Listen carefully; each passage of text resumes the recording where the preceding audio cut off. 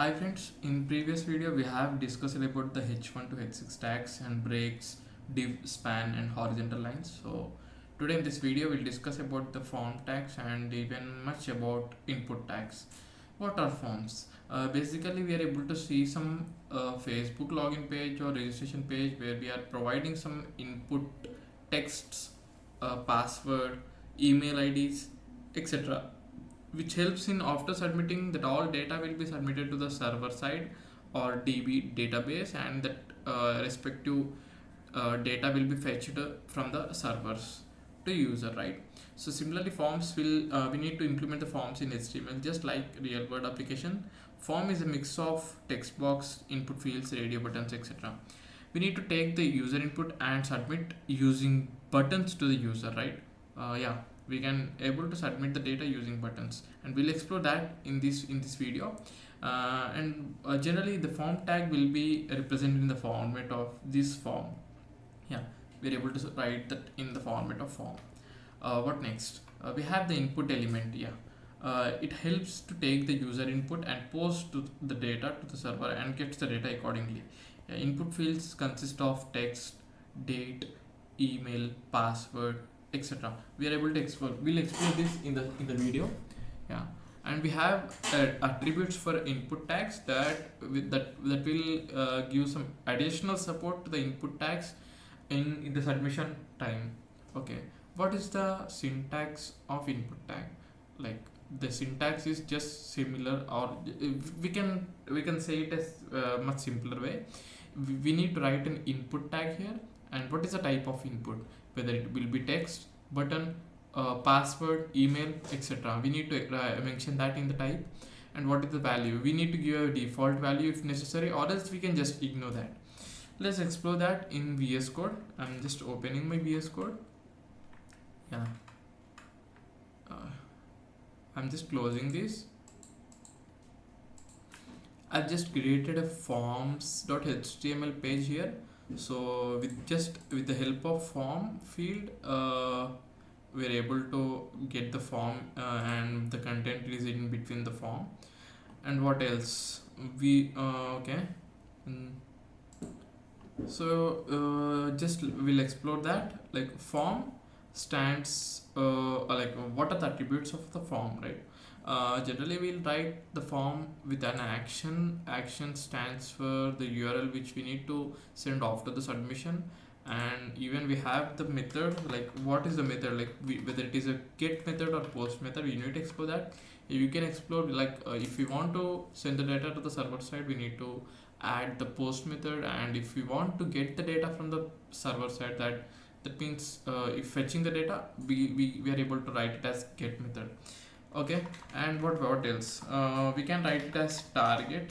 Target stands for, do we need to render the page in the same, I mean if hitting on submit, do we need to get the data in the same page, or we need to go to the parent one or cell for top? You can explore these things, so that this is kind of exercise to you.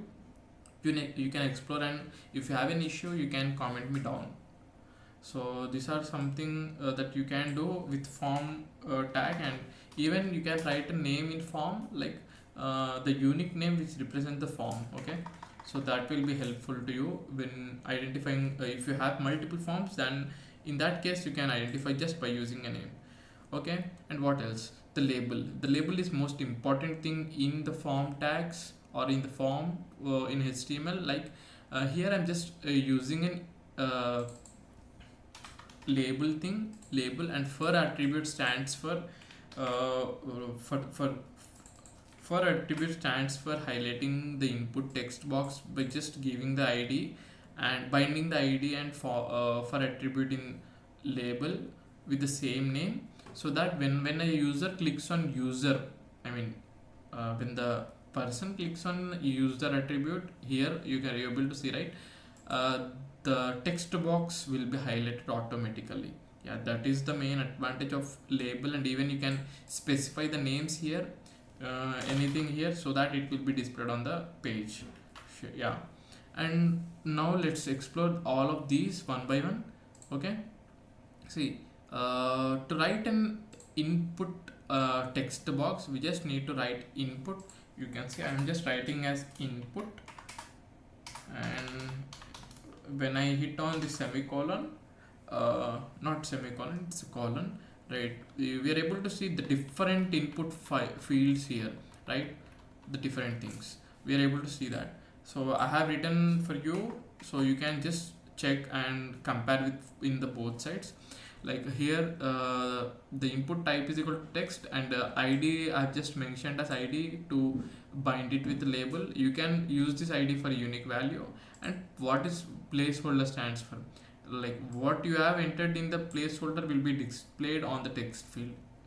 So this will be removed once you write anything, but for user convenient, if you write anything, yeah, it will be identified by the user very easily. And what next?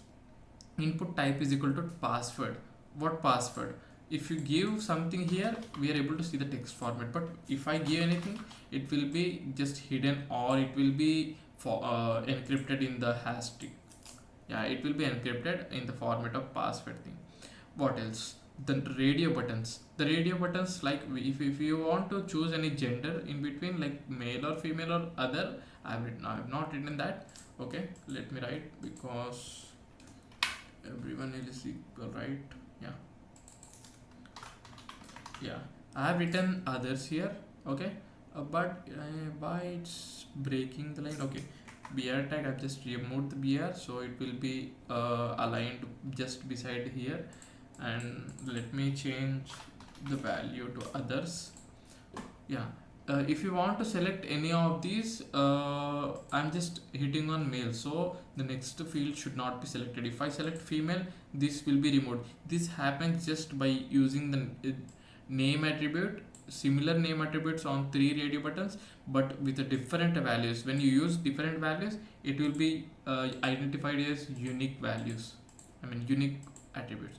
Yeah, that's about the radio button. And what about the checkboxes? It's similar to radio buttons, but here the value should be same.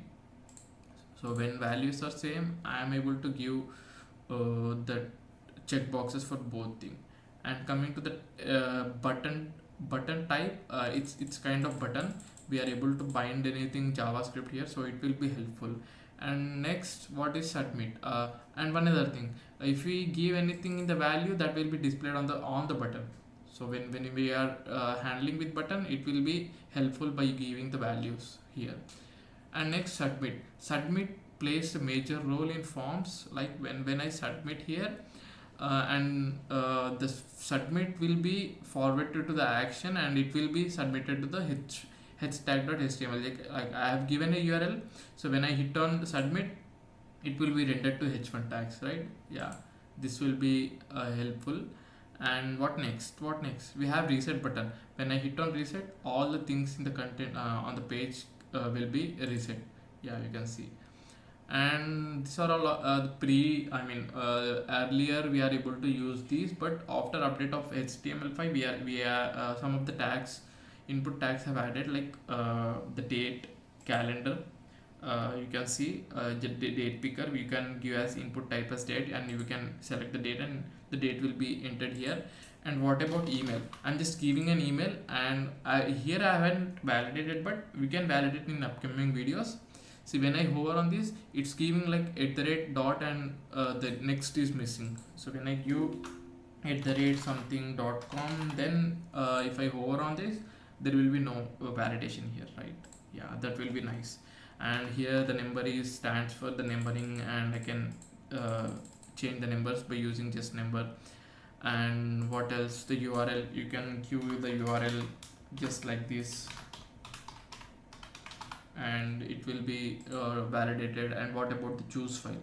When I hit on choose file, we are able to choose the files from the file our explorer or system, and hit on open. You are able to see that it has been selected here. And coming to the color picker will be helpful to pick the color in some of the cases. Like you can change the background color with these. We'll check that in upcoming videos. So with this, we can able to select the color, and yeah, with color picker. And this range will help in setting the ranges, like in but what we can say, in some shopping applications we are able to set the range from some 100 rupees to 500 rupees or 1000 to 2000, right? In that case we are able to help. This will be helpful in that cases. So these are all about the input, input fields in the forms, and we have some attributes in input fields, just like autofocus, required, like without submitting username and password, like password thing, if it should not be submitted, right? In that case we need to give some required field. I'm just sorry, required. So when I hit on submit, the password is required. It's showing as password is required, and I'm just highlighting the text box like autofocus. When the page reloads, the autofocus will be on this user, right? I'm just reloading. Yeah, you can see that it is autofocused. And similarly, you can explore more attributes of this input tags, just like make minimum length, maximum length, autofocus, no validate. It's just kind of like I have given required field here, but when I give as no validate here and hitting on submit, just a second, yeah, now hitting on submit, it will be valid, it should not be checked for the required fields, and it will directly render to the next pages. So you can explore more things about this input fields and forms. That's it for the video. If you like the video, just continue the playlist. Thanks for watching, guys. Stay tuned.